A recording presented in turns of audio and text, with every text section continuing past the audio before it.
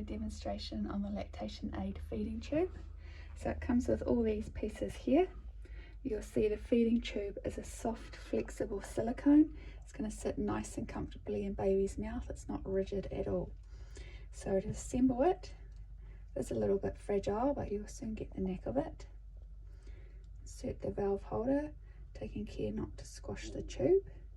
Get that nice and tight. And then we're going to put those through the bottleneck so that they dangle out the bottom, and try and make sure that that's all sitting in there nice and tight. Okay, this works with express milk or formula so that you can have a way to get extra nutrition into your baby. Okay, putting the top on is always a bit tricky because of the tubes. So make sure that is nice and tight because you don't want any leaks. I like to hook the tubes over into these clamps beforehand so that it's not going to start flowing until I'm ready.